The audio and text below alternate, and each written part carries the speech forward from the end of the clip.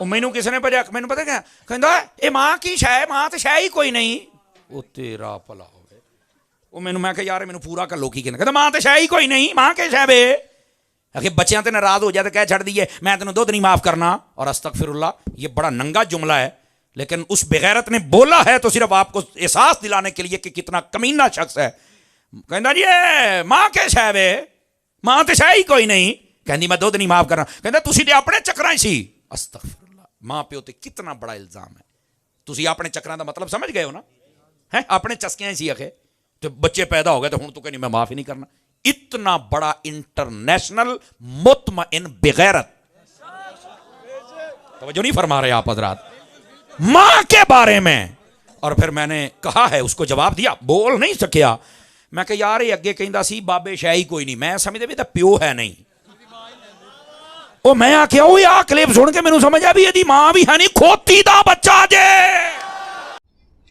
ابھی وہ اگلے دن ایک مولانا صاحب نے میرے خلاف کلپ چڑھایا ہوا اور گالیاں دیں یقین کریں ہمارے اسٹوڈنٹس کو تو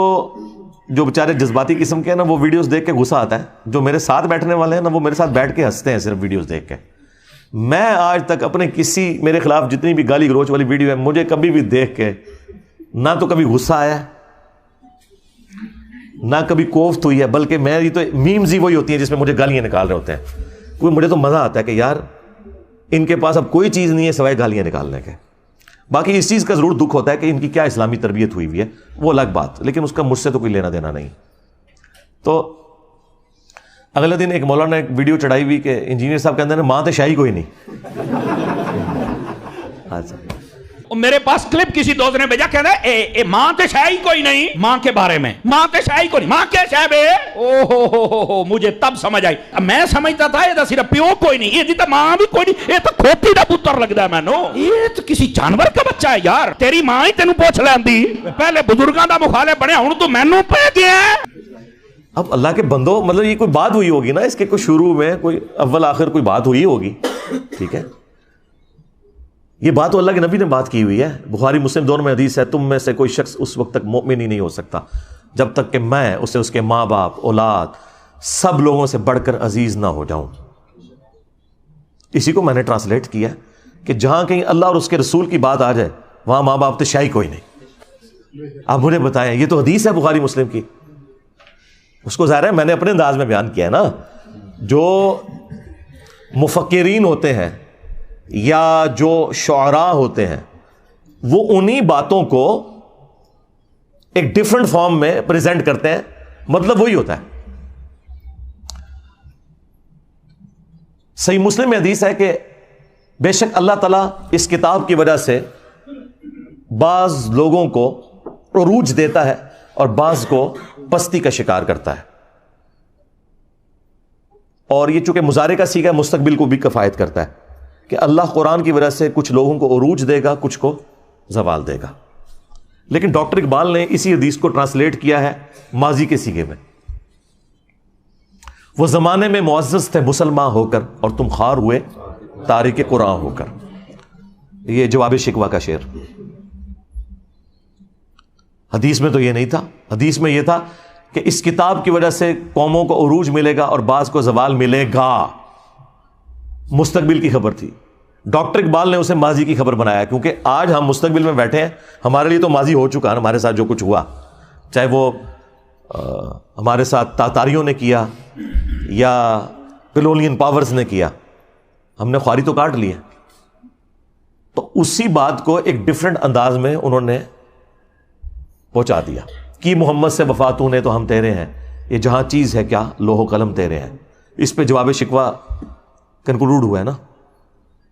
دیکھیں مولویوں کی کوئی تقریر ڈاکٹر اقبال کے شعروں کے بغیر مکمل نہیں ہوتی اور کہتے ہیں علامہ اقبال نے فرمایا علامہ اقبال کو کیڑی ڈگری سی دسو ہاں تمہارے بڑے بڑے مفتی علامہ اقبال کو کوٹ کرتے ہیں اور علامہ کہتے ہیں علامہ تو وہ نہیں تھے وہ تو ڈاکٹر تھے فلسفی میں انہوں نے پی ایچ ڈی کی ہوئی تھی دین انہوں نے اسی طرح حاصل کیا جس طرح میں نے بہرحال میں نے تو الحمدللہ جس لیول کے اوپر آپ کے سامنے بیان کیا ہے تو ڈاکٹر اقبال نے بھی ویسے بیان نہیں کیا کہ آپ کو آیات یا حدیث کے کوئی حوالے بتائے ہوں لیکن ان والے تک علامہ اقبال کہنے نے انہوں تک کہنا چھوڑ دیں کی محمد سے وفا تو نے تو ہم تیرے ہیں، یہ جہاں چیز ہے کیا لوح و قلم تیرے ہیں. یہ اللہ کی طرف سے انہوں نے جواب دیا کہ اگر تو نے میرے نبی کے ساتھ وفا کی نا اے امت محمدیہ صلی اللہ علیہ وآلہ وسلم، پھر ہم تیرے ہو جائیں گے. اور یہ دنیا تو کوئی چیز نہیں، لوح و قلم پہ بھی فیصلے پھر تمہاری دعاؤں کے اوپر ہوں گے اگر تم میرے نبی کے وفادار رہے. اب یہ قرآن و حدیث میں ان الفاظ کے ساتھ تو کہیں بات موجود نہیں، لیکن پورے قرآن و سنت کی تھیم یہی ہے کہ کی محمد سے وفا تو نے تو ہم تیرے ہیں، یہ جہاں چیز ہے کیا لوح و قلم تیرے ہیں. لہٰذا وہ حدیث کہ تم مومن ہی نہیں ہو سکتے جب تک کہ میں تمہیں تمہارے ماں باپ اولاد سب لوگوں سے بڑھ کر عزیز نہ ہو جاؤں، یہ حدیث پڑھ کے اس کی جب تھیم بیان کرے انسان، ان لوگوں کو سمجھائے کہ جن کی مائیں کہتی ہیں کہ اگر تو نے داڑھی نہ کٹائی تو میں دودھ نہیں بخشوں گی، اور زبردستی وہ بچوں کی داڑیاں مڑوا کے اپنے لیے بھی جہنم کا سبب کرتی ہیں اور اپنی اولاد کو بھی جہنم میں دھکیلتی ہیں، اور اپنی بچیوں کا حجاب اتروا دیتی ہیں کہ اچھے رشتے نہیں ملیں گے، اور بعد میں بھی جو ملتے ہیں رشتے وہ بھی جو گند کھاتے ہیں بعد میں وہ بھی پتہ چل جاتا ہے. تو ایسے ماں باپ کو پھر ہم نہ سنائیں کہ ہم نے اللہ اور اس کے رسول کی بات ماننی ہے، تسی تے شاہی کوئی نہیں. ماں باپ کے ساتھ اس نے سلوک کا حکم اللہ نے دیا ہے. اگر ماں باپ اللہ اور اس کے رسول کے باغی ہیں پھر ان معاملات میں ان کی بات نہیں مانی جائے گی. ہاں دنیا میں معروف طریقے سے آپ نے چلنا ہے، ہیومن ڈگنیٹی وائلیٹ نہیں ہوگی. وہ تو سورہ لقمان میں آیا ہے کہ اگر وہ شرک کا کہیں تو تم نے نہیں بات ماننی، لیکن دنیا میں معروف طریقے سے چلنا ہے. اور صحیح بخاری میں حدیث ہے، حضرت ابو بکر کی ایک بیوی کافرہ تھی، اسماء بنت ابی بکر کی والدہ، حضرت عائشہ کی جو بڑی بہن تھی. انہوں نے کہا کہ میری ماں میرے پاس آتی ہے اور وہ مشرکہ ہے، تو کیا میں اس کے ساتھ حسن سلوک کروں؟ تو اللہ کے نبی صلی اللہ علیہ وآلہ وسلم نے فرمایا کہ ہاں تم اس کے ساتھ حسن سلوک کرو. یعنی دنیا میں آپ نے معروف طریقے سے معاملات کو لے کے چلنا ہے، سیدھی سی بات ہے. اس طرح آؤٹ آف کانٹیکسٹ تو آپ جس کی بھی چیز کو کاٹتے رہیں، اس کا تو کوئی اینڈ ہی نہیں ہونا، آپ جو مرضی کرتے جائیں. لیکن آپ نے فرق دیکھا، ہمارے اسٹوڈنٹس یہ حرکت کسی کے ساتھ نہیں کرتے، اور ہمارے مخالفین کرتے ہی یہی ہیں، اور اپنا لقمہ اس کے منہ میں داخل کرتے ہیں اور پھر کہتے ہیں جی جوڈیشری سے کیسز کیوں فارغ ہو جاتے ہیں. یار جوڈیشری میں جو لوگ بیٹھے ہوئے ہیں وہ ملوٹے تو نہیں ہیں، تمہارے بزرگوں کے عبادت گزار تو نہیں ہے. جوڈیشری نے تو اپنے معاملات کو لے کے چلنا ہے، انہوں نے آئین اور قانون کے مطابق معاملے کو دیکھنا یہ بات اس طرح ہے یا نہیں ہے، اس کے بعد انہوں نے فیصلہ سنا دینا. ان کو تو اس سے غرض ہی کوئی نہیں ہے. تو یہ اسی لیے اس طرح کی آؤٹ آف کانٹیکسٹ چیزیں فارغ ہوتی ہیں کہ وہ باتیں ویسے ہوتی نہیں ہیں. اور دوسرا ان چیزوں سے آپ کو یہ پتہ چل گیا کہ ہمارے مخالفین کے پاس نہ اب قرآن بچا ہے نہ سنت بچی ہے کہ وہ پیش کر سکیں ہماری مخالفت میں. پہلے بھی خیر کوئی نہیں تھے پیش کرتے، ابھی بھی کوئی تھوڑا بہت کوئی پڑھن پہ گئے تھے. وہ دی وجہ صرف یہ ہے کہ میں نے قرآن و سنت بیان کرنا شروع کیا تو اب یہ جمعے کے خطبوں میں تیاری کرتے ہیں اور کوئی نہ کوئی قرآن کی آیت یا حدیث بیان کر کے کوشش کرتے ہیں کہ پبلک کو بتائیں، ریفرنسز دیں نہ دیں ان کی اپنی مرضی. تھوڑا بہت کوئی ابھی علمی شغف بھی آیا تو ابھی آنا شروع ہے، اچھی بات ہے، ہم اسے اپریشیٹ کرتے ہیں، ایسے ہی ہونا چاہیے. تو اس لیے میں جب کسی ٹاپک کے اوپر بات کروں اور وہاں پہ تفصیلی جواب ریکوائرڈ ہو تو میں بتا دوں گا آپ کو کہ بھی فلاں ویڈیو دیکھ لیں. ہر دفعہ تو میں ہر جواب کو ریپیٹ نہیں کر سکتا، اس کا تو پھر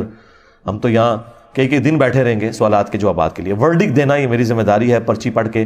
آپ تک بات صحیح طریقے سے پہنچانا. اچھا یہ باتیں میں جان بوجھ کے اس لیے کرتا ہوں کہ میں آج کے دور کا انسان ہوں. ہمارے استاد ڈاکٹر سراج صاحب رحمہ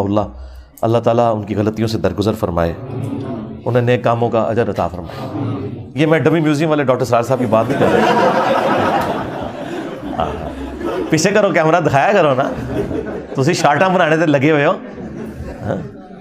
تو میں ان کی بات نہیں، اوریجنل والے ڈاکٹر سراج صاحب کی بات کر رہا ہوں. یہ ہم نے ان کی یاد میں رکھا ہوا ہے انہیں. تو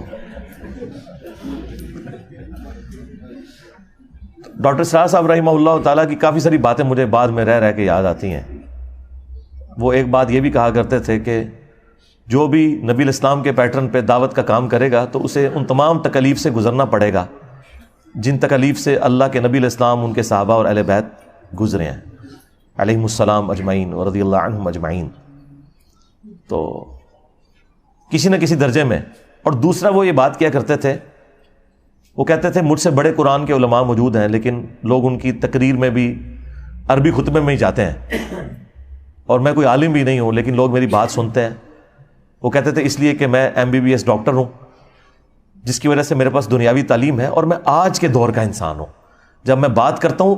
تو میری آڈینس کو پتہ چل جاتا ہے کہ یہ کوئی 700-800 سال پہلے کوئی ابن تیمیہ کا شاگرد کہیں سے کوئی لمبی عمر پا کے تو بات نہیں کر رہا،